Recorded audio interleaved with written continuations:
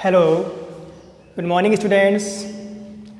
आज 10th class का जो आपका स्टडी है वो मैं शुरू करने जा रहा हूँ और मैंने सबसे पहले डिसाइड किया है कि आपका जो ग्रामर के टॉपिक्स हैं वो क्लियर करवाएं जाएं और मैंने इसी प्रोसेस में आपका जो टॉपिक लिया है ग्रामर का वो है पैसिव वॉइस। अब एक बार वो मेंशन कर देता हूँ कि आपके 10th क्लास में ग्रामर के कौन कौन से टॉपिक हैं। जैसे कि मैं इधर लिखता हूँ, एक तो अपना आपने पढ़ा होगा 9th में टेंस, वो भी है।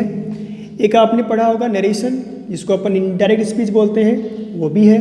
एक आपने पढ़ा होगा मॉडल्स, वो भी 10th क्लास में है। अब इन तीनों के अलावा दो न्यू टॉपिक्स कौन से हैं जो 10th क्लास में आपको स्टडी कर रहे हैं। एक तो अपना हो गया पीवी को मैं क्या बोल सकता हूँ, पैसिव वॉइस, और एक अपना टॉपिक है क्लॉज।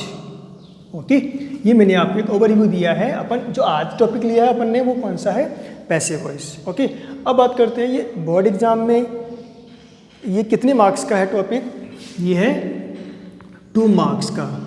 अब आपको लग रहा होगा सर 2 मार्क्स का ही है, इतना कम, बट आप इसमें जब चीज़ें पढ़ोगे, प्रैक्टिस करोगे तो काफ़ी चीज़ें आपको, ऐसा नहीं है, बहुत बार आपको राइटिंग में, आपको स्पोकन में ये टॉपिक काम में आता है। इन फ्यूचर जब आप आगे हायर स्टडी में जाओगे तो भी आपको इंग्लिश अगर पढ़ते हो तो उसमें आपको पैसिव वॉइस टॉपिक मिलता ही है। ओके, अब मैं शुरू करता हूँ वॉइस। मैंने क्या लिखा, वॉइस आप नॉर्मली जानते हो क्या बोलते हैं, आवाज़, बट यहाँ पे उसका कुछ मीनिंग अलग है।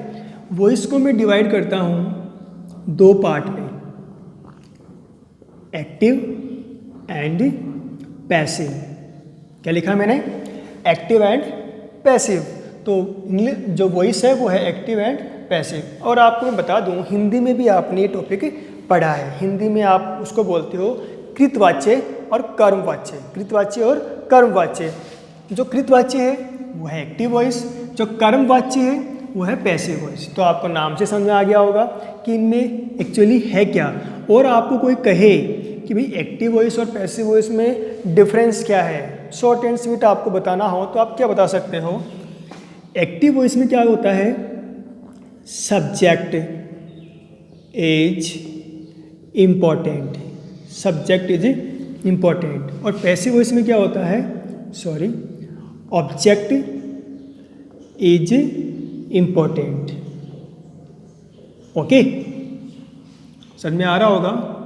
ओके, तो एक्टिव में इम्पोर्टेंट कौन होता है, सब्जेक्ट, और पैसिव में इम्पोर्टेंट कौन होता है, ऑब्जेक्ट। अब कहो कि ये डाउट हो कि सर ये ऑब्जेक्ट का पता कैसे चले और सब्जेक्ट का पता कैसे चले। सब्जेक्ट तो नॉर्मली आपको सेंटेंस के स्टार्ट में मिल ही जाता है, लेकिन पैसिव वॉइस में सबसे जो इम्पोर्टेंट चीज़ है वो है ऑब्जेक्ट का पता लगाना। If you find object correctly then you can write answer easily.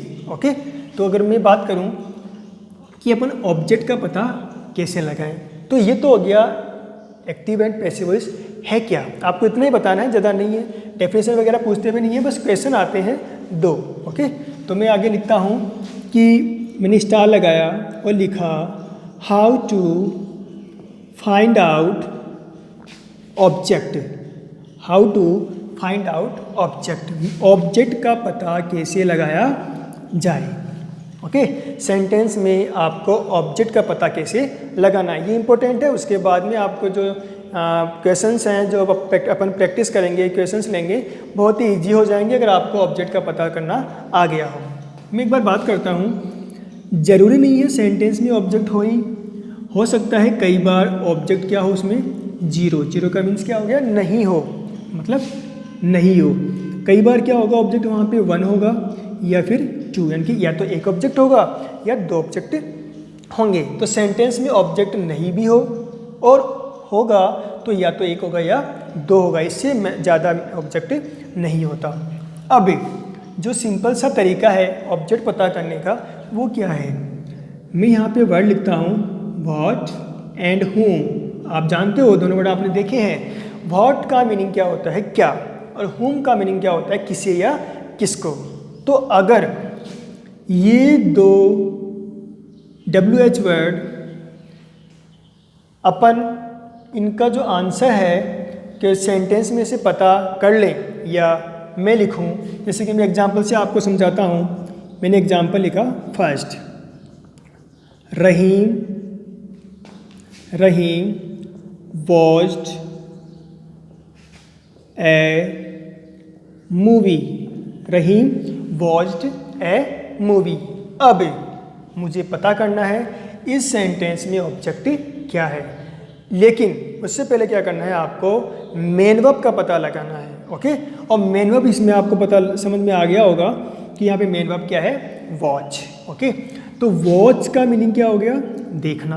भाई क्या देखा, ए मूवी। तो बताओ इसमें किसका आंसर मिल रहा है, वॉट का। किसका मिल रहा है, वॉट का।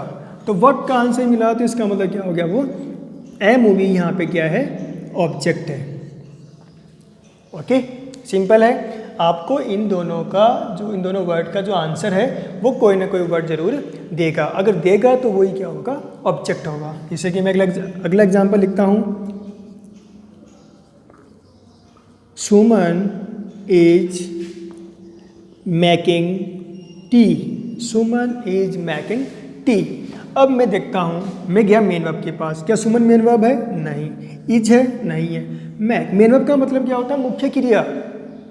कोई भी काम करते हैं ना अपन, play, watch, read, run, sleep, laugh, weep, ये सब क्या है, मेन वर्ब है, मुख्य क्रिया है। तो मैं गया इसके पास, तो मेक का मीनिंग क्या होता है, बनाना। ओके, तो क्या बना रही है, टी। तो क्या का आंसर मिला कि नहीं मिला, मिला। तो ये क्या हो गया, ऑब्जेक्ट। क्या हो गया, ऑब्जेक्ट है। तो टी क्या है, इसमें ऑब्जेक्ट है। अब अगर बात करते हैं अपन, आप सोच रहे होंगे सर दोनों में वॉट का आंसर ही आया, होम का तो आया नहीं। अगला एग्जांपल लेते हैं अपन, she gave me a mask. She gave me a mask. अब यहाँ पे देखिएगा मेन वर्ब क्या है, गैव। पता होगा आपको ये किसका सेकंड फॉर्म है, give, gave, given. Give, gave, given. तो गिवन दिए ना, क्या दे रहा है, मास्क। क्या दिया, मास्क। तो ये हो गया ऑब्जेक्ट। क्या हो गया, ये ऑब्जेक्ट हो गया। अब आप कहोगे सर ये ए कहाँ जाएगा, ए भी इसी साथ में रहने वाला है, क्योंकि ए आर्टिकल वो आ रहा किसके लिए है, मास्क के लिए। तो पूरा का पूरा क्या बन जाएगा, ऑब्जेक्ट। ओके, फिर मी बच रहा है। मी का मीनिंग क्या हो गया, मुझे दिया। ओके, तो किसको, किसे दिया, मुझे दिया। किसको दिया, मुझे दिया। तो ये भी क्या हो गया, ऑब्जेक्ट। ओके, तो ये आपको समझ में आ गया कि सेंटेंस में कितने ऑब्जेक्ट हुए, दो। एक तो मी और एक है मास्क। इसमें डायरेक्ट ऑब्जेक्ट भी होता है, एक को तो बोलते हैं अपन डायरेक्ट ऑब्जेक्ट, एक को बोलते हैं इनडायरेक्ट ऑब्जेक्ट। ये अपन देखेंगे जब अपन क्वेश्चन से सॉल्व करेंगे, क्वेश्चन से प्रैक्टिस करेंगे, तब अपन देखेंगे कि ऑब्जेक्ट दोनों अलग अलग कैसे पता लगाएं कि डायरेक्ट कौन सा है, इनडायरेक्ट कौन सा। एक बार तो आप ये समझिए कि ऑब्जेक्ट पता कैसे करें। अगला एग्जाम्पल मैं लेता हूँ, आई bought a new dress yesterday. I bought a new dress yesterday. अब अपन जाते हैं मेन वर्ब के पास। अब आप सोचोगे ये बॉट क्या है, आपने सुना होगा, पढ़ा होगा, sorry, by, but and but. By means क्या होता है, खरीदना। तो उसने, सॉरी, मैंने खरीदी क्या, ए न्यू ड्रेस, कब, यस्टरडे को, कल। तो इसमें क्या हो गया, अब देखिएगा, खरीदा, क्या खरीदा, ए न्यू ड्रेस। तो ये क्या हो गया, ऑब्जेक्ट। अब आप सोचोगे सर ड्रेस खरीदी है, न्यू और ए को ऐड क्यों किया आपने इसमें, भाई ए किसके लिए आ रहा है, ड्रेस के लिए।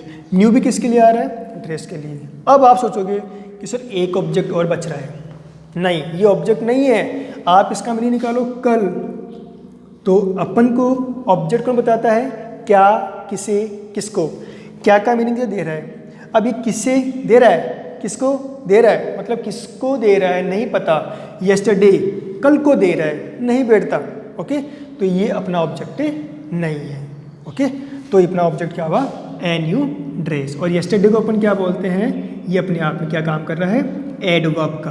अभी एडवर्ब क्या होता है अपन आगे वाली क्लासेज में इसके बारे में डिस्कस करेंगे। एडवर्ब ये सब क्या होता है, वैसे आपने 9th में ये टॉपिक आया था, पढ़ा होगा। ओके, ये तो था अपना ऑब्जेक्ट का पता कैसे लगाएं। तो आई होप आपको समझ में आया होगा कि एक्टिव में क्या होता है, सब्जेक्ट इंपॉर्टेंट होता है, पैसिव में ऑब्जेक्ट इंपॉर्टेंट होता है।